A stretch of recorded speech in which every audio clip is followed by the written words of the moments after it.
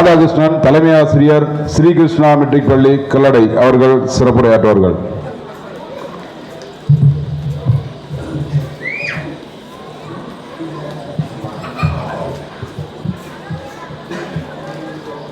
கருவறையில் இடமளித்து உயிரை எனக்களித்து ஒரு பிறவி எனக்களிக்க மறுபிறவி கண்டவளே தியாகத்தின் திருவுருவே என் தாயே உனை பணிந்தேன்.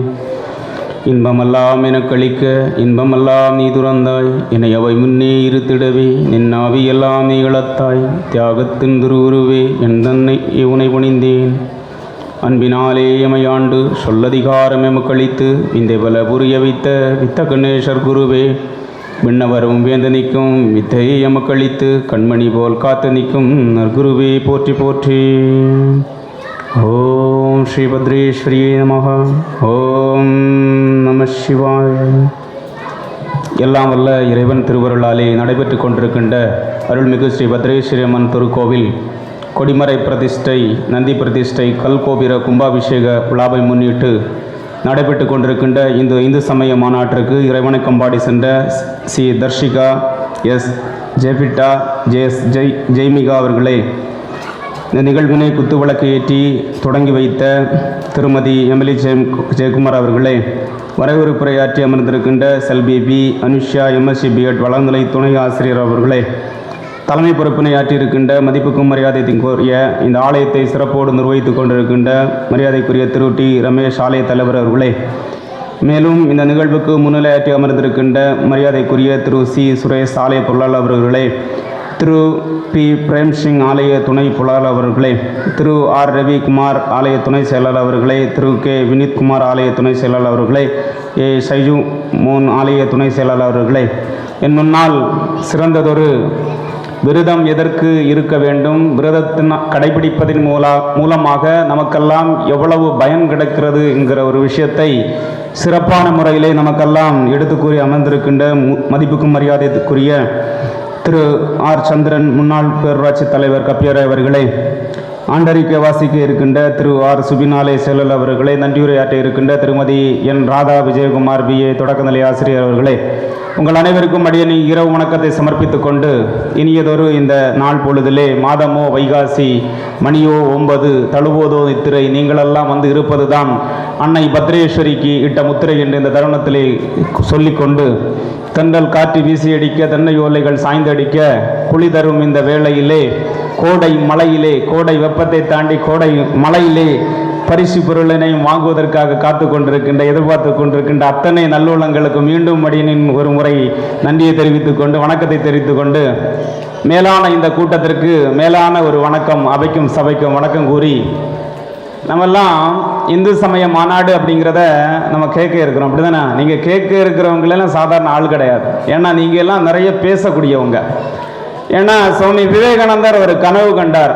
அதாவது பாரத தேசத்தில் எப்படி முக்தி அப்படின்னு ஆண்டாண்டு காலமாக துறவிகள் சன்னியாசிகள் எல்லாம் காடுகளிலே மடங்களிலே இருந்து தபம் செய்து இந்த நாட்டுக்காக புண்ணியத்திற்காக வேள்விகள் செய்தார்கள். ஆனால் அதை தவிர்த்து துறவிகளும் சரிதான் மடாதிபதிகளும் சரிதான் இந்த நாட்டிற்கு சேவை செய்ய வேண்டும், கிராமங்கள் தோறும் இந்து சமயத்தை எடுத்து சொல்ல வேண்டும் என்று சொல்லி ஆத்மனே மோட்சார்த்தம் ஜகத் கிதாயச அப்படிங்கிற ஒரு விஷயத்தை சுவாமி விவேகானந்தர் சொன்னார். ஊருக்கு உழைத்திடல் யோகம். அதே போல உங்களுடைய பங்களிப்பை, இந்த மண்ணில் பிறந்தவருடைய பங்களிப்பை நாம் கவனிக்கும் போது ஊருக்கு உழைத்திடல் யோகம். ஏனென்று சொன்னால் இந்த வருடத்திலே ஸ்ரீராமனுக்கு அயோத்தியிலே மாபெரும் கோவிலை கட்டினோம். 500 ஆண்டுகளுக்கு போராட்டத்திற்கு பின்னால் இன்று அயோத்தியில் ஸ்ரீராமனுக்கு 1800 கோடி அளவில் நாம் என்ன செஞ்சோம்? ஒரு திருக்கோவில் அமைத்தோம். ஆனால் அந்த திருக்கோவில் அமைப்பதற்கு முன்னாடி பல சர்ச்சைகள் எழுந்தது. இந்த திருக்கோவில் எதற்காக அமைக்க வேண்டும் அப்படி என்று. அன்று காங்கிரசினுடைய பேரியக்கத்தினுடைய பொறுப்பிலே இருந்த நம்ம மகாத்மா காந்தியடிகள் இந்த நாடு என்ன நாடாக மாற வேண்டும் என்று கனவு கண்டார் என்று சொன்னால் இது ராம ஜென்ம பூமியாக மாற வேண்டும் அப்படின்னு கனவு கண்டார். அந்த ராம ஜென்ம பூமியாக மாற வேண்டும் என்று மகாத்மா காந்தி கனவு கண்டதற்கு ஒரு விஷயம் என்ன வேண்டும் சொன்னால், சிறு வயதிலே மகாத்மா காந்தி தன்னுடைய தாயிடம் இருந்து விரத அனுஷ்டானங்களை கடைபிடிக்கிறார். இன்னும் பார்த்தோம்னா நம்ம ஆலயத்தில் திரு நந்தி பகவான கல்கோபுரத்துக்கு இல்லை நந்தி பகவானை பிரதிஷ்டை பண்ணியிருக்கோம். இந்த நந்தி பகவானை நம்ம ஆலயத்திலையும் என்ன செய்கிறோம், மாதம் இருமுறை நாம் திரியோதசி என்னது தேய்பிறை இந்த இது நமக்கு பிரதோஷமும் வளர்பிறை பிரதோஷமும் நம்ம என்ன செய்கிறோம், திரியோதசி திதி வருகிற நாளில் நம்ம பிரதோஷ அனுஷ்டானம் பண்ணுறோம். அப்ப இந்த பகவானுக்கு பிரதோஷம் நடக்குது, ஆனா என்னது நந்தி பகவானுக்கு அபிஷேகம் இல்லையே அப்படிங்கிற உரிய நோக்கத்தோட நம்ம என்ன செஞ்சிரோம், இங்க நந்தி பகவானை பிரதிஷ்டை பண்றோம். அப்ப இந்த ஆலயத்துக்கு வர்றவங்க எல்லாம் என்ன செய்வீங்க, நிச்சயமா உங்க வீட்டில் ஐயா சொன்னது போல விருத்த அனுஷ்டானம் பண்ணுவீங்க. அதே போல இன்றைக்கு நேற்றைக்கு பௌர்ணமி தொடங்கிச்சு, இன்றைக்கு பௌர்ணமி. ஏன் இந்த நாளில் நம்ம அசைவம் சாப்பிடக்கூடாது அப்படின்னு சொல்லும்போது அதுல நிறைய சயின்டிபிக்கலான விஷயங்கள் இருக்குது. இந்த பூமிக்கும் இந்த ஆகாசத்துக்கும் இடைப்பட்ட நேரத்தில் இந்த சூரிய சந்திரருக்குடைய இடைப்பட்ட நேரங்கள்ல இடைப்பட்ட இடங்கள்ல அந்த நாட்கள்ல பௌர்ணமி அமாவாசை அந்த நாட்களில் வருகின்ற கதிர்வீச்சு அன்று மனிதன் பாசிட்டிவான அதை இயற்கை உணவுகளை சாப்பிடும் போது என்ன செய்யும்னா அந்த உடலில் ஜீரணத்தன்மை சரியா இருக்கும். அதனால என்ன செஞ்சாங்கன்னா இந்த இயற்கையான உணவுகளுக்கு விரதம் ஒரு முறையினை நமக்கெல்லாம் கொடுத்தாங்க. அப்ப நம்ம மாசத்துல இந்த பாலவிளையில இருக்கிறவங்க நம்ம என்ன செய்வோம், துர்கா பூஜைனாலும் விரதம் இருப்போம். அதே போல நம்ம என்ன செய்யறோம், திரியோதசி திதினாலும் என்ன செய்யறோம், விருத அனுஷ்டானம் பண்றோம். அப்போ பிரதோஷம் அப்படின்னு ஒரு வழிபாட்டு முறை. அப்ப இந்த பிரதோஷம் என்கிற வழிபாடு என்கிறது எதை குறிக்கிறது, பிற தோஷங்களை. அப்ப நாம மனுஷன் இந்த உடலாலும் இந்த எண்ணத்தாலும் நிறைய விதமான என்ன செய்வோம், சங்கடமான காரியங்களை நல்ல காரியங்களை செய்வோம். அந்த சங்கடமான காரியமாக பிற எண்ணம் கொண்டு நம்ம செய்த எண்ணங்கள் தோஷங்கள் எல்லாம் விலகி போவதற்கு இந்த பிரதோஷ வழிபாட்டை நம்ம ஆண்டவர்கள் எல்லாம் நமக்கெல்லாம் என்ன செஞ்சாங்க, கொடுத்தாங்க. அதனால அன்று நந்தி பகவானை வழிபட வேண்டும், சிவபெருமானை வழிபட வேண்டும் என்ற ஒரு விஷயத்தை சைவ மார்க்கம் கொடுத்தது. அதே போல வைணவ மார்க்கம் ஒண்ணு கொடுத்தது. என்ன, வைணவத்தில் உள்ளவங்க எதை வழிபாடு பண்ணுவாங்க, ஏகாதசி திதியில, அதாவது 11வது திதி. இந்த 11வது திதியில மேக்சிமம் வைணவர்கள் என்ன செய்வாங்கன்னா அன்னு ஃபுல்லா ஃபாஸ்டிங் இருப்பாங்க. அதே போலத்தான் ஏன் இந்த கதையை நான் சொல்ல வந்தேன்னா, நம்முடைய மகாத்மா காந்தியினுடைய அம்மா தன்னுடைய வாழ்க்கையில இந்த மாதிரி விருதானுஷ்டான முறைகளை எல்லாம் கடைபிடித்தாங்க. அந்த விருதானுஷ்டான முறைகளை கடைபிடிக்கும் போது யார் பின்பற்றது, இப்ப நீங்க அம்மாமார்கள்லாம் இருக்கீங்க, நீங்க உங்க வீட்டுல மற்ற நாள்கள் எல்லாம் கவுச்சு எடுப்பீங்க. ஆனா என்னது, விருதானுஷ்டானம் பண்ற நாள் என்ன செய்ய மாட்டீங்க, நீங்க அசைவம் சாப்பிட மாட்டீங்க. இந்த அசைவம் சாப்பிடாதனால நம்ம வீட்டு உள்ள பிள்ளைகள் கூட என்னது, அதுக்கு தெரியாமலே நம்ம சைவ உணவுகளை ஃபாலோ பண்ணிட்டு அது ஒரு குறிப்பிட்ட வயதுக்கு வரும்போது அதுவும் என்ன செய்யுது, அந்த பக்குவத்துக்குள்ள வருது. அப்போ சுவாமி நம்முடைய மகாத்மா காந்தியடிகள் முதல் எங்கண்டு கற்கிறார் ஆன்மீகத்தைன்னா தன்னுடைய அம்மா விட்டு. என்னது, அம்மா என்ன செய்ய மாட்டாங்க, ஏகாதசின்னா விரதம் தான், நவமின்னா என்னது, விரதம் தான். ஏன்னா நவமி அப்படிங்கிறத ஒரு சாதாரண நாளா பார்க்கிறோம். ஆனா ஜோதிஷ சாஸ்திரம் என்ன சொல்லுது அப்படின்னா, எந்த ஒரு பெண்ணிற்கு குழந்தை இல்லையோ அவர்களுக்கு என்ன செய்வாங்கன்னா பிரசனம் பார்த்து அந்த திதி நவமி திதியாக வந்துன்னா அந்த பிரசன ஸ்புடம் போட்டு அந்த திதி நவமி திதியா வந்தான்னா என்ன செய்யணுமா அப்படின்னா ராமாயணம் படிக்க வேண்டுமா. அப்ப நவமியில ஒரு பொன்னானவள் குழந்தை இல்லாமல் குழந்தை பேர் இல்லாதவள் ராமாயணம் தினமும் படித்து வந்தாள் என்று சொன்னால் குழந்தை இல்லாத தன்மை மாறும் என்று சொல்லி ஜோதிஷ சாஸ்திரங்கள் சொல்லுகிறது. அப்போ எவ்வளவு பெரிய ஒரு வேதங்கள் ஒரு இதிகாசங்கள் நம்முடைய வாழ்க்கையில எவ்வளவு பெரிய அடுத்த தலைமுறையினுடைய வளர்ச்சிக்கு வாழ்வியலுக்கு நம்முடைய தர்மம் சொல்லி கொடுத்திருக்கு என்று சொன்னால் அது ஒரு சாதாரண விஷயம் கிடையாது. ஆகையால தான் நம்முடைய மகாத்மா காந்தியினுடைய போராட்ட இயக்கத்தின் இந்தியாவினுடைய வெற்றிக்கு காரணமாக இருந்த விஷயங்கள் அப்படிங்கிறது பார்த்தீங்கன்னா, ஒரு சின்ன குழந்தையா இருக்கும் போது அந்த குழந்தை எங்கிட்டு கற்க தொடங்க வேண்டும், அந்த கற்கிற திறன் அடுத்தது எப்படி வளர வேண்டும் உருவாக வேண்டும் என்ற ஒரு விஷயத்தை ஒரு கான்செப்டை ஃபர்ஸ்ட் அவருடைய தாய் வடிவமைத்து கொடுக்கிறார். அடுத்த தாயிடம் என்ன செய்யறாங்க, இந்த ஃபாஸ்டிங் இருக்கிறனால அவர் என்ன செய்யறாரு, சுதந்திர போராட்ட காலங்கள்ல உண்ணாவிரத போராட்டம் எல்லாம் ஏற்பட்டது. அப்படித்தானே, இன்னுள்ள உண்ணாவிரத போராட்டம் எல்லாம் வேற விதத்துல ஜூஸு சிக்கன் பிரியாணி எல்லாம் உள்ள போகும். ஆனால் அந்த உண்ணாவிரதத்தை என்ன செய்யறாரு, தன்னுடன் தாய் இருந்து கற்கிறார். தாய் சின்ன வயதிலே உண்ணாவிரதம் இருந்து இறை வழிபாட்டை மேற்கொண்ட விஷயங்கள் தன்னுடைய வாழ்க்கையிலே வீட்டிலிருந்து பின்பற்றினால அவர் சமுதாயத்திற்காக சமூகத்திற்காக மக்களுக்காக போராடும் போது என்ன செய்யறாரு, அந்த விருதானுஷ்டானம் இந்த சமூகத்திற்காக தன்னுடைய பட்டினி கிடந்து சுதந்திர போராட்டத்தில் ஈடுபட வைத்தது. அடுத்தது, ஏன் இந்த பூமி ராமஜன்ம பூமியாக மாற வேண்டும்? 500 ஆண்டு கனவு இந்த பூமியிலே இன்று லைத்திருக்கிற என்று சொன்னால் இந்தியர்களுடைய சிந்தனை அல்ல. ஸ்ரீராமன் என்று ஓலை குடிசையில் இருந்தார். இன்று 1800 கோடி ரூபாய்க்கு பில்டிங் எழுப்பி என்ன செஞ்சாங்கன்னா சிறப்பான முறையில பிரதிஷ்டை கண்டார்கள். அப்போ மகாத்மா காந்தி அடுத்த ஒரு 13ஆம் வயசு வரும்போது என்ன செய்யறாருன்னா, வெளிநாட்டுக்கு மேல்நிலை படிப்பு சட்ட படிப்பினை மேற்கொள்வதற்காக போகும்போது அம்மா தடுக்கிறாங்க. அப்பா நீ எங்கேயும் போ, ஊரை விட்டு போயிடாத அப்படின்னு. அப்ப ஏன் ஊரை விட்டு போகாதீங்கன்னு சொன்னீங்கன்னா பாத்தீங்கன்னா எல்லாருக்கும் அந்த பயம் இருக்கும், அப்படிதானே? ஊரை விட்டு வெளியூருக்கு போனா பையன் கெட்டு போயிடுவான். ஏன்னா இப்போ கூட நம்ம என்ன செய்யறோம், நம்ம பிள்ளைகளை ஊரை தாண்டி வேற காலேஜ் போனா அந்த காலேஜ் எப்படி, என்னெல்லாம் விஷயம், அப்படி கேம்பஸ் எப்படி, மேனேஜ்மெண்ட் எப்படி, இப்படின்னு நம்ம விசாரிக்கிற போல தாய்க்கு ஒரு பயம், நீ ஊரை விட்டு போக கூடாது. அப்ப மகாத்மா காந்தி சொல்றாரு, எம்மா நான் ஊரை விட்டு போறேன், ஆனா உனக்கு ஒரு உறுதிமொழி தாரேன். ஒரு உறுதிமொழி, நான் சூதாட மாட்டேன், எல்லா பெண்களையும் தாயுமாய் சகோதரியமாக பார்ப்பேன். 2வது உறுதிமொழி, நான் சத்தியத்தின் வழியிலே, 3வது உறுதிமொழி, நான் சத்தியத்தின் வழியிலே நடப்பேன், என்ன நம்புன்னு அப்படின்னு சொல்றார்.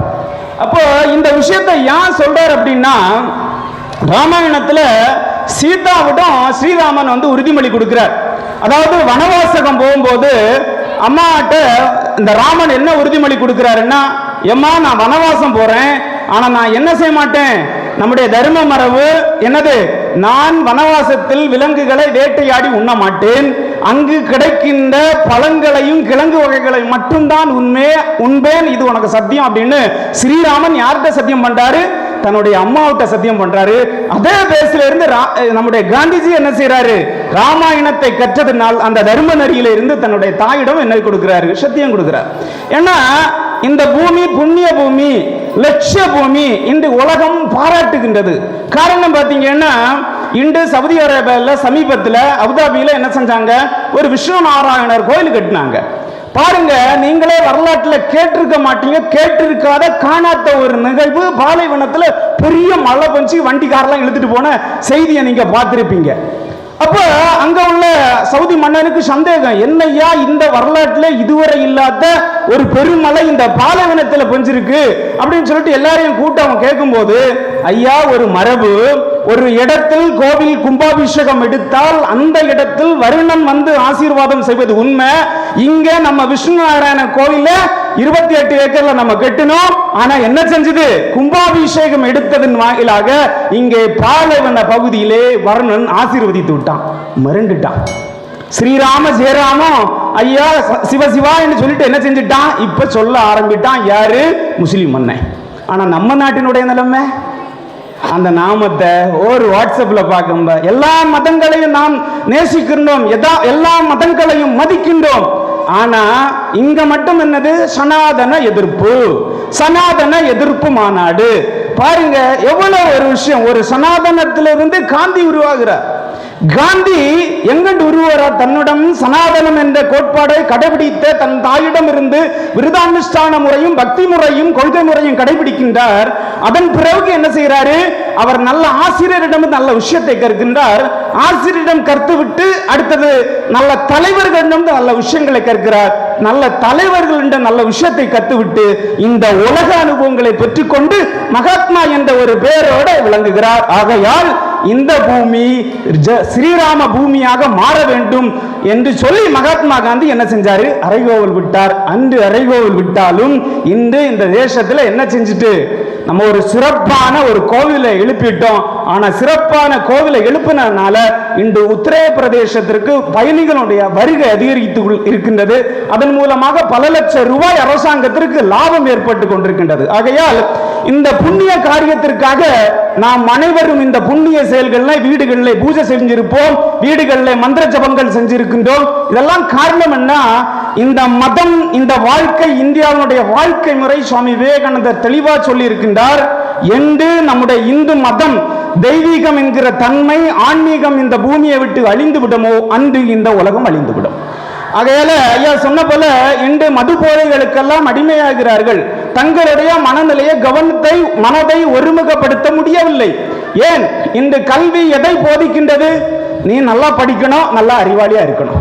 ஆனா சுவாமி விவேகானந்தர் என்ன சொல்றார், கல்வியுடைய நோக்கம், what is the essence of education அப்படிங்கிறத சுவாமி விவேகானந்தர் தெளிவா சொல்றார். The essence of education is to gather the mind, not collect information. உங்களுடைய கல்வியுடைய நோக்கம் என்ன? நம்ம சின்ன குழந்தை பிறக்குது, 1 வயசு 2 வயசு வரும்போது நம்ம என்ன சொல்லி கொடுக்கிறோம்? பிள்ளைக்கு இந்த உலக கல்வியை போதிக்கிறோம். ஆனா சுவாமி விவேகானந்தர் என்ன சொல்லுகிறார்? ஒரு குழந்தைக்கு போதிய அறிவு வரும்போது, அதனுடைய கல்வியை தானாக ஏற்றுக்கொள்கின்ற பக்குவ நிலை வரும்போது அந்த குழந்தை என்ன செய்து கற்க தொடங்க வேண்டும். அப்போது அந்த குழந்தை மன ஒருமைப்பாடோடு அந்த விஷயத்தில் கல்வியில் படித்து மேல்நிலைக்கு போகும். ஆனா இன்று என்னது, ஒரு குழந்தையினுடைய கற்றல் திறன் அறிவு வயது வர முன்னாடியே நம்ம பேரண்ட் என்ன சொல்றோம்? 1ஆம் கிளாஸ் 1 வயசு வந்தாச்சு, இனி பிள்ளை என்ன செய்யணும்? ABCD சொல்லணும், AAI சொல்லணும், ஹிந்தியில என்ன செய்யணும்? பேசணும், இங்கிலீஷ்ல பேசணும் அப்படின்னு நம்ம இன்னும் சின்ன வயசுலயே சும மூட்டையை தூக்கி தலையில வைக்கிறோம். சுவாமி விவேகானந்தர் தெளிவா சொல்லுகிறார், கல்வி எப்படி அமைய வேண்டும் அப்படிங்கிறத. நான் மீண்டும் இந்த பூமியில் நான் பிறந்து படித்தேன் என்று சொன்னால் முதலில் நான் கல்வி கற்க ஆரம்பிக்க மாட்டேன். ஏன் கல்வி கற்க ஆரம்பிக்க மாட்டேன்னு சொல்றார்? அடுத்த சொல்றார், நான் முதலில் என்னுடைய மன ஒருமைப்பாட்டை வளர்த்துக் கொள்வேன். மன ஒருமைப்பாட்டை வளர்த்து கொண்டு விட்டு நான் கல்வியை கற்க ஆரம்பிப்பேன். அந்த கல்விதான் என்னை சொந்த காலில் நிற்க வேண்டிய கல்வி. இன்னும் என்ன பிரச்சனை? இன்னும் உலக நாடுகளை எடுத்து பாருங்க. இன்னும் நம்மள பக்கத்து நாடுகள்ல இஸ்ரேலுக்கு போர் நடக்குது, அடுத்த போல பாகிஸ்தானுக்கு போர். எத்தனை பேர் செத்துட்டாங்க? 80,000 பேர் ஏறக்குறைய காயங்கள்ல அடிபட்டு கிடக்குறாங்க. 30,000 மரணங்கள் சம்பவித்து விட்டது. ஏன்? அந்த தேசத்துல ஆன்மீகம் என்கிறது லைக்கவில்லை. ஆனா இன்னும் பாருங்க, இங்க ஒரு மந்திர ஜபம் ஓடிட்டு இருக்கோம், அதே போல இதே சர்க்கிள்ல இந்த தொடர்ச்சி, இந்த வேகத்தினுடைய தன்மை முடிஞ்சு அதே பக்கத்து கோயில என்ன செய்யும்? வேத மந்திரம் ஓடிட்டு இருக்கோம். இந்த உலகம் உள்ளாவே என்னது, எங்கே ஏதோ ஒரு ரூபத்துல எந்த ஒரு கடவுளுடைய நாமமாவது இயங்கிக் கொண்டிருக்கின்றது. ஆகையால் தான் இந்த பாரத தேசம் இன்றளவும் பிடித்து நிற்கின்றது என்பதை சுவாமி வேணது தெளிவா சொல்லியிருக்கிறார். அப்ப இந்த மதத்துல, நம்ம தர்மத்துல சனாதனம் என்ற கோட்பாடை அடிப்படையா வைத்து நம்ம தர்மம் விளந்து கொண்டிருக்கின்றது சொன்னால் அந்த தர்மம் சனாதனத்தை ஒழிப்பேன் என்று கங்கணம் கட்டுகிறார்கள். ஆனா ஒரு விஷயம் என்னன்னா, இங்க சனாதன எதிர்ப்பு ஒழிப்பு மாநாடு, அந்த எதிர்ப்பு ஒழிப்பு மாநாடு நடந்த நாள்ல அமெரிக்காவில் சனாதன விழிப்புணர்வு மாநாடு. அப்ப நம் தேசம் எந்த ஆன்மீகத்தின் வாயிலாக ஒரு அடிப்படையான ஒரு மேலான ஒரு கருத்தை எடுத்து வைக்கின்றது. ஆனால் தற்போதைய நிலை அந்த விஷயங்களை அழிக்க முற்படுகிறது. ஆனால் உலகம் இதை ஏற்றுக்கொண்டு முன் வருகிறது. அப்போ இந்த காலகட்டத்தில் நம்ம ஜெனரேஷனை எப்படி நம்ம பிக்கப் பண்ணணும் அப்படிங்கிற ஒரு விஷயம் நம்ம எல்லாம் தெளிவா நம்ம கடைபிடிக்க வேண்டிய நேரத்தில் இருக்கிறோம். ஏன்னா இதுக்கு பெரிய ஒரு டூல்ஸ் அப்படின்னு பார்த்தோம்னா, இந்த பகுதியில் கூட உள்ள நம்ம யுகதிகள், அதாவது சுவாமி விவேகானந்தர் சொல்றார், யுகதிகள் சமய பணிக்கு வர வேண்டும். இங்க நிறைய தாய்மார்கள் இன்று சமய பணி செய்கிறத நம்ம பெருமையா பார்க்கிறோம். இந்த பாலவள மக்கள் பெண்கள் என்ன செய்யறாங்கன்னா, சமயப்புக்கு வருகிறது வந்து சமய பணிகளை மேற்கொள்கின்ற மேலாண்மை விஷயங்களை இங்கே கடைபிடிக்கிறார்கள். ஆனா நம்முடைய சமீபத்தில் சந்திராயன் 3 நம்ம என்ன செஞ்சோம்? லான்ச் பண்ணி வெற்றி கண்டோம். ஏன்னா இதெல்லாருமே நம்ம என்ன செஞ்சிருப்போம்? கொண்டாடின விஷயம், அப்படிதானே? அந்த சந்திராயன் 3 வெற்றியை பார்த்தோம்னா, சந்திராயன் 3 திட்ட இயக்குனர் இருந்தவர் எல்லாருக்கும் தெரியும், திரு முத்துமாணிக்கவேலு. அப்ப இந்த முத்துமாணிக்கவேல் சாதாரண மாணவனாகத்தான் 10ஆம் வகுப்பு என்ன செஞ்சாருன்னா படிச்சார். அப்போ முத்துமாணிக்கவேலுடைய அப்பா என்ன ஆளுன்னா கடவுள் மறுப்பாளர், என்னது நாத்திகர். என்ன செய்வாரு? கடவுளை கும்பிடாதவர். ஆனா கடவுளை கும்பிடாதவரா இருந்தாலும் முத்துமாணிக்கவேலை தன்னுடைய அப்பா சிறு வயதுல என்ன பாடசாலையில சேர்த்து விட்டாருன்னா, திருவாசகம் படிக்கின்ற பாடசாலையில என்ன செஞ்சாரு? முத்துமாணிக்கவேலை சிறு வயதுல சேர்த்து விட்டார். ஏன்னா அந்த சிறு வயதிலே முத்துமாணிக்கவேல் திருவாசக பாராயண நிகழ்ச்சியெல்லாம் கலந்து கொள்றாரு. இந்தியாவினுடைய ஒரு மேலான பொறுப்புக்கு இஸ்ரேலுடைய திட்ட இயக்குனராக சந்திராயன் 3 லான்ச் பண்ணக்கு ஒரு திட்ட இயக்குனர் என்கிற ஒரு பொறுப்பு கிடைக்குது. இந்தியாவிட முன்னாடி என்ன செய்யறாங்க? ரஷ்யா விண்ணுக்கு சேட்டலைட் அனுப்பி பேர் வாங்கணும்னு சொல்லிட்டு 1679 கோடியில லூனா அப்படிங்கிற ஒரு சேட்டலைட் அனுப்புறாங்க. அந்த லூனு பாதியில வெடிச்சு போச்சு. இந்தியா அவன் 1679 கோடி, இந்தியா வரும் 679 கோடி ரூபாயில ஒரு சந்திராயன் 3 லான்ச் பண்ணாங்க. ஆனா லான்ச் பண்ணக்கு பாத்தீங்கன்னா எப்போது அறிவியலும் ஆன்மீகம் ஒன்று சேருதுன்னு பாருங்க. அதாவது நம்முடைய திருமந்திரத்தில் திருமூல நாயனார் சொல்றார், அணுவுள் அவனும் அவனுள் அணுவும் கணுவர நின்று கலப்பது உணராய் இணையிலி ஈசன் எங்கு மாறி தனிவர நின்று காணார் அப்படின்னு ஒரு பதிகத்தை திருமந்திரத்தில் திருமூல நாயர் தெளிவா சொல்றார். அப்ப இந்த முத்துமாணிக்க வேலை சிறு வயசுல எங்க போய் சேர்ந்தாரு? சமய பாடசாலையில. அதனால நம்ம பிள்ளைகள் எல்லாம் என்று சமய பாடசாலையில் வருகிறார்கள் என்று சொன்னால் அவர்கள் சாதாரண மாணவர்களாக இருந்தாலும் பிற்காலத்தில் நல்ல மன ஒருமைப்பாடை பெற்று நல்ல வாழ்க்கையினை வாழ்வதற்கு இறைவன் கொடுத்தது போல அவங்களுக்கு நல்ல பொசிஷன் வரும்போது அவங்க வாழ்க்கையை மன ஒருமைப்பாடோடு வாழ்வதற்கு திராணி உடையவர்களாக இருப்பார்கள். அதற்கு அடிப்படை சுவாமி விவேகானந்தர் தெளிவா சொல்றார், சமய நெறியை படிக்க வேண்டும். பள்ளியில நல்ல பாடங்களை வாழ்க்கை நெறிய படிக்கின்றான், ஆனால் அந்த வாழ்வியலுக்கு மனம் பக்குவம் அடைவதற்கு சமய நெறி தேவைங்கிறத சொல்றார்.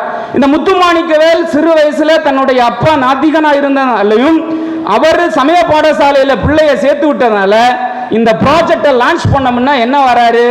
நம்ம இப்போ வீட்டில், என் வீட்டில் ஒரு கல்யாணம் இல்லை உங்கள் வீட்டில் ஒரு விசேஷம், என்ன செய்வீங்க? முதல் அம்பாளுக்கு ஒரு பூஜை, என்னது குலதெய்வத்துக்கு என்னது ஒரு பூஜை. அதுக்கப்புறம் தான் நீங்கள் என்ன செய்வீங்க? பத்திரிக்கை வைக்கிறது, மற்றவங்கள்ட்ட பேசுறது எல்லாமே செய்வோம். நீங்கள் எல்லாம் அப்படி பழக்கப்பட்டவங்க. ஆனால் இந்த பழக்கத்தை தான் இவ்வளோ ஒரு திட்டத்தில், ஒரு லோ பட்ஜெட்டில், இவ்வளோ பெரிய ஹை ப்ராஜெக்டில் ரஷ்யா தோத்துட்டோம். அதுக்கப்புறம் நம்ம லோ பட்ஜெட்டில் நம்ம விண்ணுக்கு சேட்டலைட்டை அனுப்ப போகிறோம், என்ன செய்யணும் அப்படின்னு யோசிக்கிறாரு. தான் விரும்புகின்ற திருச்செந்தூர் முருக பகவானுக்கு அந்த முன்னாடி என்ன செய்யறாரு?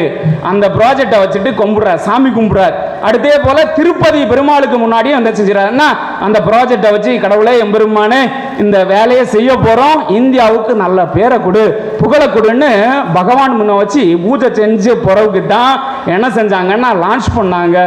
இந்த உலகமே வியந்து பார்த்தது. என்னது? இந்த உலகமே வியந்து பார்த்தது. அதில் பெருமை நாம் இந்தியர்களாகிய நமக்கு பெருமை. ஏன் இந்த நாட்டை என்ன சொன்னாங்க? இது வரும் பாம்பாட்டி நாடு அப்படின்னு சொன்னாங்க, இது வரும் குடிகார நாடுன்னு சொன்னாங்க. ஒண்ணுக்கு லாயக்கு இல்லாதவங்க, முட்டாள்கள், மூடர்கள் வாடுகிற தேசம் என்று சொன்ன தேசம் இன்று உலகத்திற்கு வழிகாட்டுகின்ற தேசமாக இன்று உயர்ந்து கொண்டிருக்கின்றது. அது சாதாரண விஷயம் என்று நினைக்கிறீங்களா? இல்லை.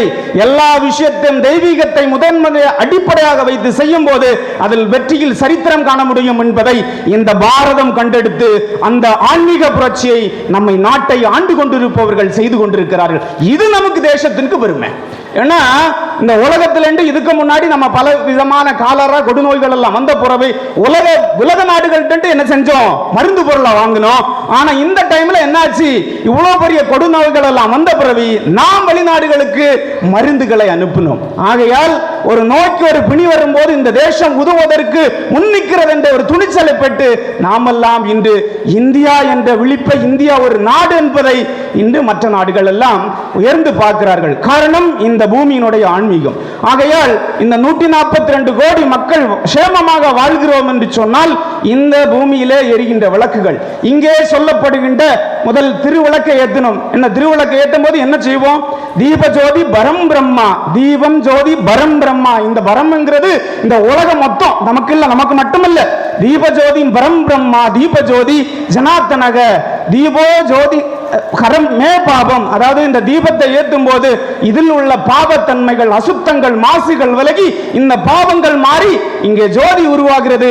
இதை ஏற்றுக்கொள்வாய் அப்படின்னு சொல்லிட்டு இந்த பிரபஞ்சத்திற்கு முதல் விளக்கு ஏற்றிக்கிட்டு இவ்வளவு பெரிய மேலான காரியங்கள் எல்லாம் நாம் செய்கிறோம் என்று சொன்னால் இதனுடைய அடிப்படை தாற்பயம் எங்கு இருக்கின்றது என்று சொன்னால் எல்லாவற்றையும் தாண்டி மனிதனை வாழ்விக்கின்ற, சேமத்தை கொடுக்கின்ற, அருள்பாலிக்கின்ற தன்மை அந்த இறைவன் நமக்கு கொடுத்திருக்கின்றான். அதை முதன்மையாக வைத்து நாம் சில விஷயங்களை நம்முடைய நாட்டவர்கள் செய்து கொண்டிருப்பதனால் இன்று நாம் எல்லாம் உலக அரங்கில் இடம் பிடித்து விட்டோம், தடம் பதித்து விட்டு கொண்டிருக்கின்றோம். ஏன்னா ஒண்ணு மட்டும் நீங்க நினைச்சு பாருங்க, ஐபிஎல்ல பாஸ் பண்ணா நம்ம படகு கொளுத்துவோம், அரசியல் பிடிச்ச அரசியல் கட்சி பாஸ் பண்ணா படகு கொளுத்துவோம். அதை தாண்டி பள்ளி சிறார்கள் முதல் பெரியவர்கள் வரை தெரு தெருவா கொண்டாடினோம் சந்திராயனுடைய வெற்றியை. ஏன்னா 18 நாள் நடந்தது குருஷோத்த போர், 17 நாட்கள் நடந்தது அமெரிக்காவிலே சொற்போர். அந்த 18 நாட்கள் குருஷோத்த போரிலே என்னது அதர்மம் அழிந்து தர்மம் ஜெயித்தது. அதே போல அந்த 17 நாட்கள் நடந்த அந்த சிகாகோ மாநாட்டிலே சொற்போரிலே இந்திய நாடு பாம்பாட்டி நாடு அல்ல, இந்தியா நாடு பாமர நாடல்ல, ஒரு பண்பாளன் வாழ்கின்ற நாடு என்பதை சுவாமி விவேகானந்தர் தெளிவுபடுத்தினார். அதே போல இப்போதும் இந்த நாடு அறிவில் குறைந்தவர்கள் அல்ல, குடியாளர்களை கொண்டவர்கள் அல்ல, பாம்பாட்டிகள் அல்ல, இந்த நாடு அறிவியலிலும் சிறந்தவர்கள் என்று இந்த உலகத்திற்கே புரட்சியை எடுத்து காட்டியது நம்முடைய பாரத தேசம். இதை நாம் பெருமைப்பட வேண்டுமா, சிறுமைப்பட வேண்டுமா? பெருமைப்பட வேண்டும். ஆகையால் ஒவ்வொரு இந்தியர்களும் நம்முடைய நாட்டினுடைய வளர்ச்சியை கொண்டாட வேண்டும். ஏனென்று சொன்னால் இன்றைய வளர்ச்சி நாளைய எதிர்காலத்தினுடைய எழுச்சி என்பதை நாம் எல்லாம் மறந்துவிடக் கூடாது. சுவாமி நம்முடைய ஏபிஜே அப்துல் கலாம் பள்ளி மாணவர்கிட்ட கேட்பார், நீங்க எந்த நாட்டில் வாழ விரும்புறீங்க அப்படின்னு. அப்ப அந்த குழந்தைகள் எல்லாம் சொல்லும், நாங்கள் வளமான நாட்டில் வாழ விரும்புகிறோம். எந்த நாட்டில்? வளமான நாட்டில் வாழ விரும்புகிறோம். வளமான நாட்டில் வாழ விரும்புகிறீர்கள் என்று சொன்னால் நீங்க என்ன செய்ய வேண்டும்? நன்றாக உழைக்க வேண்டும். ஆகையால இந்த சமய வகுப்பு என்ற ஒரு பெரிய வேள்வித்தியிலே இங்கே படித்துக் கொண்டிருக்கின்ற இந்து மாணவ செல்வங்களே, நீங்கள் இன்றைய கல்வி நிலைகளை நன்றாக கற்றுணர்ந்து நாளை நல்ல பொறுப்புகளில் உருவாக வேண்டும். அதற்கான வாய்ப்புகள் இந்த உலகத்தில் நிறைய இருக்கின்றன. ஆகையால் சிறு வயதிலே அதிகமாக படிக்க வேண்டும் என்று சுமை எண்ணலாம். ஆனால் எதிர்காலத்தில் நீங்கள் கற்கின்ற விஷயங்கள் தான் உங்களை நல்ல திறன் படைத்தவர்களால் உருவாக்குகின்ற தருணங்கள் என்பதை நீங்கள் எல்லாம் மறக்க கூடாது. ஆகையால் திட்டமிட்ட புரிதலோடு திட்டமிட்ட வாழ்வியலோடு நீ கற்க தொடங்க வேண்டும். அந்த கற்றல் முறை நம்முடைய எதிர்காலத்தில் சிறந்த ஒரு திடம் பதித்த சதம் பதிக்கின்ற ஒரு மனிதனாக மாமனிதனாக நம்மளை எல்லாம் உருவாக்கும் என்பதை நம்ம எல்லாம் மறந்துவிடக்கூடாது. ஏன்னா இந்த உலக நாடுகள்ல சில நாடுகள்ல குழந்தைகளுக்கு ஃபர்ஸ்ட் ஸ்கூலுக்கு உள்ள என்ட்ரன்ஸ் பண்ண முடியாது என்ன செய்யறாங்கன்னா ஒரு டானிக் கொடுக்குறாங்க. என்ன டானிக்னா காய்ச்சலுக்கோ இல்ல வேற சளிக்கோ இல்ல, இந்த குழந்தைகளுக்கு மயக்க மருந்து டானிக் கொடுத்தா என்ன செய்யறாங்கன்னா ஸ்கூலுக்குள்ள என்ட்ரன்ஸ் பண்றாங்க. ஏன்னா குழந்தைகள்கிட்ட கான்சன்ட்ரேஷன் பவர் மொத்தம் அழிஞ்சு போச்சு. இந்த தன்மையில் இன்று உலகம் பயணித்துக் கொண்டிருக்கின்றது.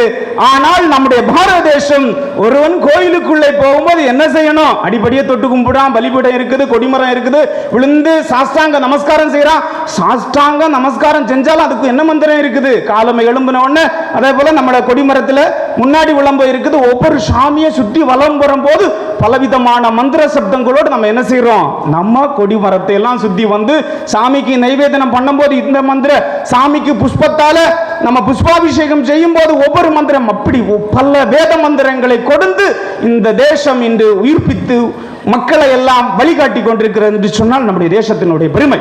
அந்த பெருமையிலே நாம் எல்லாம் கொண்டாடி கொண்டிருக்கணும் என்று சொன்னால் இந்த புண்ணியமான பிரபஞ்சத்தினுடைய தன்மை இறைவன் நம்மளோடு கூட இந்த ஆசீர்வதிக்கிறார். ஏன்னா ஒரே ஒரு விஷயம் பாருங்க, இந்த உலகம் இன்று ராமாயணத்தை ஏன் ஏற்கிறது அப்படின்னு சொன்னா, இந்த உலகம் இன்று ராமாயணத்தை ஏற்று இன்று பிற நாடுகள் இந்த ராமாயணத்தை படிக்க தொடங்கி விட்டார்கள். நம்மவர்கள் இதை என்னத்துக்கு படிக்கணும் அப்படின்னு முரண்பாடான கருத்துக்களை சொல்லி கொண்டு இருக்கிறார்கள். இன்று உலக நாடுகள் இந்த சீதாவையும் ராமனையும் படிக்க தொடங்குது. ஏன் அப்படின்னா ஒரே ஒரு கான்செப்ட் சொல்றேன். சீதாவை ஏன் இந்த உலகம் படிக்கிறது என்று சொன்னால், அவ்வளவு பெரிய துன்பமான காலகட்டத்தில் கூட அவள் வனவாசம் போகிறாள். தனக்கு பலவிதமான இடர்கள் ஏற்படுகிறது, பலவிதமான கஷ்ட நெருக்கடிகள் நெரிசல்கள் ஏற்படுகிறது. அந்த தருணத்தில் என்ன செஞ்சான்னா சீதா பொறுமையா தான் இருந்தான். தன்னுடைய கணவனை ஒரு கணத்தில் கூட அவள் என்ன செய்யவில்லை, கடிந்து கொள்ளவில்லை. ஏண்டா கணவனை என்ன நீ காப்பாத்தலன்னு ஒரு வார்த்தை வாயால இல்ல மனசால கூட என்ன செய்யலாம் எண்ணவில்லை. அவ சீதா என்ன சொல்லுகிற அந்த விஷயத்துல, மனிதனுக்கு துன்பம் வரும்போது துன்பத்தை துன்பத்தால் எதிர்க்க கூடாது, துன்பத்தை பொறுமையாக ஜெயித்து காட்டான். அந்த பொறுமையினுடைய குணத்தை ஒரே ஒரு கதை சொல்லி நான் முடிக்கிறேன், நேரம் ஆயிட்டு. அதாவது ராவணன் வந்து சீதாட்ட கேட்கிறான், ஏமா நீ இவ்வளவு நாளும் காலம் பொறுத்துட்ட, இனி இருக்காத, உன்னை காப்பாத்த ராமன் வரமாட்டேன், வா என்னோட அப்படின்னு. அப்ப சீதா நம்ம கூட என்ன செய்வோம்? கையில கிடைச்ச மண்ணை வரி நீ வழங்காத போ அப்படின்னு என்ன செய்வோம்? சாமம் போடும், இல்ல கையில கிடைச்சதெல்லாம் வாயில வந்ததெல்லாம் பேசுவோம். ஆனா சீதா என்ன செய்யவில்லை, ஒண்ணுமே செய்யல. அப்படியே ஒரு பொறுமையினுடைய குணம் தான் சீதா. அதனால தான் உலக நாடுகள் இந்த பொறுமையை படித்துக் கொண்டிருக்கின்றது. நாம அவரெல்லாம் சிந்திக்கணும். அப்படியே என்ன செய்யறான்னா ஒரு துரும்ப தூக்கி அப்படி என்ன செய்யறாருன்னா ராவணனுக்கு முன்னாடி போட்டுட்டு சிரிக்கிறான். ராவணன் கேட்கிறான், என்ன சிரிக்கிற அப்படின்னு பாத்தீங்கன்னா, இந்த சீதாவுடைய சிரிப்பு எப்படி இருந்தது அப்படிங்கிறத நம்முடைய வால்மீகில அழகா ஒரு கதையா எழுதுறாரு. அதாவது சீதாவுடைய திருமண நாளுக்கு, ராமா சீதாவுடைய திருமண நாளுக்கு எல்லாருக்கும் பத்திரிக்கை வச்சாங்க. ஆனா யாருக்கு பத்திரிக்கை வைக்கல? சிவன் பார்வதிக்கு மட்டும் பத்திரிக்கை வைக்கல.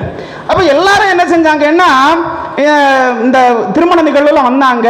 சிவன் பார்வதி உலகத்தை ஆள்பவர்ல எதுக்கு பத்திரிக்கை அப்படின்னு சொல்லிட்டு வைக்காம விட்டுட்டாங்க. ஆனால் சிவனும் பார்வதியும் என்ன செய்யறாங்கன்னா இவங்களை ராமா சீதனை ஆசீர்வாதம் பண்றதுக்காக என்ன செய்யறாங்கன்னா அரசவைக்கு வராங்க. அங்க ராமா சீதா கல்யாணம் முடிஞ்சிச்சு. என்னால முடிஞ்சாலும் சரின்னு சொல்லிட்டு இவங்க சீதாராமன் பார்க்கறாங்க. சிவன் பார்வதி முன்னாடி ஓடி வந்து காலை விழுந்து ஆசீர்வாதம் பண்றாங்க. ஆசீர்வாதம் பண்ண உடனே நமக்கு ஒரு பழக்கம் உண்டு, அப்படிதானே? திருமணத்துக்கு போனா என்ன செய்வோம்? ஒரு பவுன் மோதிரம் போடுவோம், அரை பவுன் மோதிரம் போடுவோம், கால் பவுன் மோதிரம் போடுவோம், இல்லைன்னா நல்ல கிஃப்ட் கொடுப்போம். ஒன்று போட்டாலும் ஒரு மஞ்சாடி கூட்டி போடுவோம், ஏன்னா நிறுத்து பார்ப்பாங்க இல்ல. அதனால இந்த வழக்கம் உண்டு, அப்படிதானே? அதே போல சிவபெருமான்ட்ட சீதா தேவி கேட்கிற, ஐயா வந்துட்டீங்க, ஆசீர்வாதம் பண்ணிட்டீங்க, ஏதாவது கிஃப்ட் கொடுக்க கூடாதா அப்படின்னு. என்னது வாதர் வந்து கேட்கிற, பரம்பொருள் இல்ல கிஃப்ட் கொடுக்க கூடாதா அப்படின்னு. அப்ப சிறுபெரும் அங்கங்க பார்த்தாரு, இங்க என்னது புலி தோலாசி திருப்பதி, அது கிஃப்ட் ஒண்ணுமே இல்லை அப்படின்னு. அப்படியே என்ன செஞ்சாரு, அவங்கள முகத்தை பார்த்து, ராமா சீதா முகத்தை பார்த்து என்ன செஞ்சாரு, புன்னகைத்தார். இங்க என்ன செய்யறா, இங்க சிவபெருமான் எதை வரமாக ஒரு ஞான பெண் ஞான குடியில் பிறந்தவள் வரமாக பெறுகிறார் என்று சொன்னால் புன்னகை. அந்த புன்னகை அப்படியே ராவணன் முன்னாடி என்ன செய்யறா, கொடுங்கோலன் கொடும் வார்த்தையால கொடுமையான காலத்தில் இருக்கும் போது அவள் முன்னாடி என்ன வார்த்தை பேசுறான், அந்த நேரத்தில் அப்படியே திரும்ப தூக்கி போட்டுட்டு என்ன செஞ்சா, கோபப்படல பதட்டப்படல, அப்படி சிரிச்சா. சிரிச்சது மூலம் என்ன ஆச்சு, எரிஞ்சுதா. அப்போ ஒரு பெண்ணுடைய புன்னகை கூட எப்படி ஒரு இடத்தை அழிப்பதற்கு எரிப்பதற்கு அவ தவமாக பெற்ற கர்மாவை எப்படி அவசர காலத்தில் பேரியக்கமாக பயன்படுத்தினாள். இதுதான் தர்மம். ஆகையால நம்ம அழகா அவை பாட்டி கூட 4ஆம் வகுப்புல தமிழ் பாடத்தில் உண்டு, அப்படிதானே? அடக்கமுடையார் அறிவுலார் என்று கடக்கவும் கருதவும் வேண்டாம். என்னது நம்ம படிச்சிருவோம், அப்படிதானா? வீட்டில் பொஞ்சாதி ரொம்ப அடக்கமா இருக்கிறாருன்னு என்ன செய்யண்டா, கணவன் ரொம்ப ஃபைட்டிங் கிக் பாக்ஸிங் எல்லாம் பண்ணண்டா, என்னது சூடு தண்ணியை காய்ச்சி ஊற்றி போடுவாங்க, அப்படிதானே? அதே போல கணவன் ரொம்ப பொறுமையா இருக்கிறான்னு என்ன செய்யக்கூடாது, மனைவியும் சோதிச்சு பார்க்க கூடாது. என்னது அந்த வாய்ப்பு. அதே போல ஏன்னா ஒரு இதிகாசம் மட்டும் சொல்லிக் கொடுக்கவில்லை நம்முடைய வாழ்க்கை நெறியை. ஏன்னா பல காவியங்கள் நம்மளோட தமிழ் மறைகள் ஒவ்வொன்றும் இந்த மனிதனை பக்குவப்படுத்துவதற்காக என்ன செஞ்சிருக்காருன்னா ஒவ்வொரு அவதார புருஷர்களும் இந்த மண்ணிலே தோண்டி நம்ம மனிதர்களுக்கு பல விஷயங்களை சொல்லிக் கொடுக்கின்றனர். இப்படிதான் என்னாச்சுன்னா ஒருத்தன் தெருவோரமா நடந்துட்டு போறான், அப்படியே சிரிச்சுட்டே போறான். அப்ப பக்கத்துல உள்ள கேட்கிறான், தெருவில் இருக்கிற இன்னொருத்தன், யாயா சிரிச்சிட்டு போற அப்படின்னு. அது ஒன்றும் இல்லை, அதில் வக்கக்கட்டு பத்து எரியுது, அதான் சிரிச்சிட்டு போகிறேன் அப்படின்னு. ஏன்யா வக்கக்கட்டு பத்து எரியுது, நீ சிரிச்சிட்டு போகிற அப்படின்னு. அது வேற ஒன்றும் இல்லை, எனக்கு வீட்டு வக்கக்கட்டு ஒன்றும் இல்லை, பக்கத்து வீட்டுக்காரனை வக்கக்கட்டு அப்படின்னு. என்னது பக்கத்து வீட்டுக்காரனுக்கு எரிஞ்சாலும் நமக்கு வீட்டுக்கு எரிஞ்சதான். ஏன்னா அழகா அடுத்த மறையில் திருமூல அழகா சொல்றார், யாவருக்குமாம் இறைவருக்கு ஒரு பச்சிலை. என்னது யாவருக்குமாம் இறைவருக்கு ஒரு பச்சிலை, யாவருக்குமாம் பசுவுக்கு ஒரு வாயுரை, யாவருக்குமாம் உண்ணும் போது ஒரு கைப்பிடி. நம்ம சாப்பிடுவோம், பக்கத்தில் சாப்பிட்டியா சாப்பிடு என்னான்னு சொல்லிட்டு நம்மளுக்கு முடிஞ்சாலும் இதான் தர்மம் தரி. நீங்களும் அப்படிதான், எல்லாருக்குமே தர்மம் தான். முதல்ல அன்னதானம் போட்டுட்டா என்ன செஞ்சீங்க, மேடையிலே வந்தீங்க, சாப்பிட்டுட்டு பேசலாம் அப்படின்னு. யாவருக்குமா உண்ணும் போது ஒரு கைப்பிடி, அத்தப்பட்ட ஒரு பெரிய கான்செப்ட். உங்களால் பின்பற்ற முடியுமா தெரியாது, என்னால் பின்பற்ற முடியுமான்னு தெரியாது, ஆனால் பின்பற்றி தான் ஆக வேண்டும்னு திருமந்திரத்தில் சொல்றாரு. இதுதான் இறைநெறி அப்படிங்கிறத. என்னது யாவருக்குமா உற்றதொரு இன்சொல் உரைத்தானே. முடியுமா? அட்லீஸ்ட் யாருக்குமே வேண்டாங்க, வீட்டில் உங்களால் ஃபாலோ பண்ண முடியுமா, என்னால் ஃபாலோ பண்ண முடியுமா? இதை நம்ம ஃபாலோ பண்ணிட்டோம்னா கணவன் மனைவி பிரச்சனை உண்டா? சாமி கூட வெள்ளிமலை சைதானந்த சாமி கூட சமீபத்தில் ஒரு மீட்டிங் போடும்போது ரொம்ப ஃபீல் பண்ணார். நம்ம இந்துக்கள் இப்போ டைவர்ஸ் வாங்குறது அதிகமாக போயிட்டு இருக்குது அப்படின்னு. என்னது அதிகமாக போயிட்டு இருக்கு. இங்க என்ன செய்யறோம், தர்மம் வழிபாடு மேலான தர்மம் எல்லாம் வச்சு பார்த்துட்டு இருக்கிறோம். யாவருக்குமாம் உற்றதொரு இன்சொல் உரைத்தானே. வீட்டுக்கு வெளியில பேசுங்க, ஆனா வீட்டுக்குள்ள உற்றதொரு இன்சொல் இல்லாம வாழ்ந்தோம்னா இதுதாங்க நம்ம மந்திரங்களையும் வேதங்களையும் புராணங்களையும் இதிகாசத்திலும் படிக்கிறதுனுடைய பண்பு. அதே போல அஷ்டாங்க யோகம் 8ன்னு சொல்றாங்க. நம்ம பிள்ளைகள் எல்லாம் இன்னும் யோகாசனம் எல்லாம் ஸ்டேட் அளவுல டிஸ்ட்ரிக்ட் நேஷனல் எல்லாம் பாஸ் ஆகுது. அந்த அஷ்டாங்க யோகம் என்னது, யாமமும் எண்ணிலா ஆதனம் நயமுறு பிரணாயாமம் தாரணை ஆசனம் அஷ்டாங்கம் ஆவது மாமை. இந்த அஷ்டாங்க யோகம் 8ஐயும் பயன்படுத்தி நம்ம நித்தி அடையணும் அப்படின்னு நம்ம பதஞ்சலி முனிவர் சொல்றார், யோக சாஸ்திரம் சொல்லுது. ஆனா நான் சொல்றேன், இந்த தலைமுறைக்கு just for advice for the people, என்னது நீங்க 8ஐயும் பயன்படுத்த வேண்டாம். யாமம் கொஞ்சம் மாமிசம் உண்ணாம வாழ்ந்தால என்ன சொல்றாரு திருமூல நாயனாரு, நீ பெரிய சன்னியாசிக்கு சமம் அப்படின்னு சொல்றார். அடுத்து என்ன சொல்றான்னா, சத்தியம் மத தர்மம் சர, கொஞ்சம் தர்ம அடிப்படையில் சத்தியத்தை பின்பற்றி தர்ம நெறியில் வாழ்ந்தா என்று சொன்னால் அதுவே யாமம் என்று சொல்றாரு. அதனால ரொம்ப அஷ்டாங்க யோகத்துக்கெல்லாம் போய் நம்ம குழம்ப வேண்டாம். இந்த வாழ்க்கையினுடைய சிறு கோடுகளை மட்டும் நம்ம இந்த கலியுகத்தில் நம்ம பின்பற்றோம்னா நம்ம வாழ்க்கை உன்னதாக உயரியதாக போகும் என்று சொல்லி கடைசி நேரத்தில் ஒரே ஒரு விஷயத்தை, இந்த உலகம் பின்பற்ற விஷயத்தை மட்டும் நான் பேசி முடிச்சிடுறேன். ஏன்னா ரொம்ப உங்களுக்கு பொறுமையை நான் சோதிக்க கூடாது, மணி 10 மணி ஆக போகுது. அதாவது இந்த உலகத்தில் பார்த்தீங்கன்னா நம்முடைய துறவிகளாக இருந்தாலும் சரிதான், நம்முடைய நாயன்மார்களாக இருந்தாலும் சரிதான், ஆழ்வார்களாக இருந்தாலும் சரிதான், இந்த உலகத்துக்கு ரெண்டு விஷயம். இந்த ஒரு பறவைக்கு 2 இறகு போல அறநறி இறைநறி ரெண்டையும் நமக்கு சூப்பராக கொடுத்துருக்காங்க. ஏன்னா இந்த திருவெள்ளியூர் அப்படிங்கிற ஊர், அந்த ஊர்ல என்ன செய்யுதுன்னா கடுமையான பஞ்சம். அப்போ கடுமையான பஞ்சம் ஏற்படுகின்றது. அந்த மக்கள் எல்லாம் என்ன செய்யறாங்கன்னா அந்த பஞ்சத்தை பொறுக்க முடியாம அந்த ஊரை விட்டு வெக்கேட் பண்றாங்க மூட்டை முடிச்சோட. அப்ப இத திரும்ப நம்முடைய திருஞான சம்பந்தரும் சுந்தரனாரும் போய் பார்க்கறாங்க. என்னையா மூட்டை முடிச்சோட நீங்க வெளியில கிளம்புறீங்க, என்ன பிரச்சனை அப்படின்னு. ஐயா இங்க பெரிய பஞ்சம், இந்த உலகத்துல என்ன செய்ய முடியாது, இனி வாழ முடியாது, அதனால வெக்கேட் பண்றதான் வெரி ஈஸியஸ்ட் வே அப்படின்னு சொல்லிட்டு நாங்க கிளம்புறோம் அப்படின்னு. உடனே 2 பேரும் தடுக்கிறாங்க, நீங்க போகண்டா, உங்களோட பஞ்சம் தீக்க வழியை காண்போம் அப்படின்னு. அப்படியே என்ன செய்யறாங்கன்னா திருவேலியூர்ல வீட்டு இருக்கின்ற எம்பெருமான் சிவபெருமானுடைய சந்நிதியில போய் அங்க பதிகம் பாடுறாங்க. என்னது, இந்த ஊரினுடைய பஞ்சம் போக்க வேண்டும் அப்படின்னு பதிகம் பாடுறாங்க. யாரு? இறையாளர்கள். இறையாளர்கள் தங்களுடைய வாழ்வின் ஆன்மீக நோக்கத்தின் உச்சபட்சத்திற்காக வாழவில்லை, மக்களுடைய துன்பங்களை அறிந்து அந்த துன்பங்களை போக்குவதற்காகவும் என்ன செஞ்சார்கள், அருளாளர்கள் வாழ்ந்தார்கள். பஞ்சம் போக்குவதற்காக சுந்தரரும் திருநாமச்சந்திரன் திருவிழா வீட்டிருக்கின்ற சிவபெருமான் முன்னாடி பதிகம் பாடுறாங்க. சிவபெருமான் தோண்டி பிடிக்காசு கொடுத்தார். நான் போ பிடி, இந்த மக்களுடைய பஞ்சத்தை போக்குன்னு பிடிக்காசு கொடுக்குறாங்க. பிடிக்காசை வாங்கி கொடுத்து என்ன செய்யறாங்க, மக்களுடைய பஞ்சத்தை போக்குனதாக இது வரலாறு. இது ஒரு வரலாறு மட்டுமல்ல, இது ஒரு கதை இல்லை, ஒரு கற்றையில் உண்மை சம்பவம். நம்ம கூட கேட்டிருப்போம். அப்படின்னா அந்த வார இடுக்குல வெத்தில பாக்க வச்சு கல்யாணம் விட்டு போனா தாலி இல்லை, பொண்ணு இல்லை, பொருள்னு கேட்டா சாமி கொடுத்தது. என்ன மனுஷன் கண்ணை திறந்து பார்த்தானோ கிடைச்சாத போச்சுன்னு அப்படி கூட ஒரு வரலாறு பேசுவோம். எல்லாரும் கேட்டிருப்போம் நம்ம காதால. அந்த அளவுக்கு நம்மட பூமி, நம்ம தெய்வீகத்தோட வாழ்ந்த பூமி, கலியுகத்தினுடைய பிற்பாட்டில மனித வாழ்க்கையும் மனித எண்ணங்கள் எப்படி மாறிவிட்டதை என்பதை நாம் சிந்தித்து நம்ம வாழ்க்கையை நாம் அடியெடுத்து வைத்தோம் என்றால் அங்கேதான் ஆன்மீகம் பிறக்கும், அங்கேதான் ஆன்மீகம் தலைக்கும். நல்லா அழகா சொல்லியிருக்காங்க. இனிய சொல், என்னது இனிய சொல், இனிய செயல். நம்ம செய்கிறோம் புண்ணியமான காரியம், இந்த புண்ணியமான காரியத்தில் நம்ம நாம ஜெபம் சொல்கிறோம், புண்ணியமான காரியங்களை உண்மையான நல்ல விஷயங்களை பேசுகிறோம். ஏன்னா கோவில் சந்நிதின்னு நம்ம ஒரு பெரிய கொடிமரம் எடுத்திருக்கோம், அதில் கும்பாபிஷேகம் பண்ணியிருக்கோம். அங்கே என்ன செய்யக்கூடாது, அந்த கொடிமரம் என்கிறது வரும்போது அங்கே வேற பிரதோஷங்களை மாறிவிடுமா. அதனால அவ்வளோ பெரிய சக்தி வாய்ந்த இடங்கள்ல என்ன செய்யக்கூடாதான், உறக்க பேசக்கூடாது, சண்டை போடக்கூடாது, வாதம் பண்ணக்கூடாது, எல்லாம் வெளியில தான். அப்படி பேசினா கூட என்னது, ஆகமத்துக்கு விரோதமாக ஆகிவிடும் அப்படின்னு நம்முடைய சாஸ்திரங்கள் சொல்லுது. இனிய சொல், இனிய சொல் செயல், இனியன பேசல். என்னது இனியன பேசல், என்னது இனியன பேசல் என்கிறது மந்திர சப்தங்கள், மூலவருடைய நாமத்தை சொல்லுது. இனியன பேசல், இனியன கேட்டல், ராமாயணம் பாகவதம் போன்ற இனியதை கேட்டல், பிறர் புறங்கூறாத வண்ணம் நடந்தல். என்னது பிறர் புறங்கூறாத வண்ணம் நடந்தல், பிறர் குற்றங்களை காணாமல் இருத்தல். இந்த விஷயங்களை நம்ம வாழ்க்கையில நம்ம பயணிச்சோம்னா நம்ம வாழ்க்கை சேமமா இருக்கும், மகிழ்ச்சியா இருக்கும்.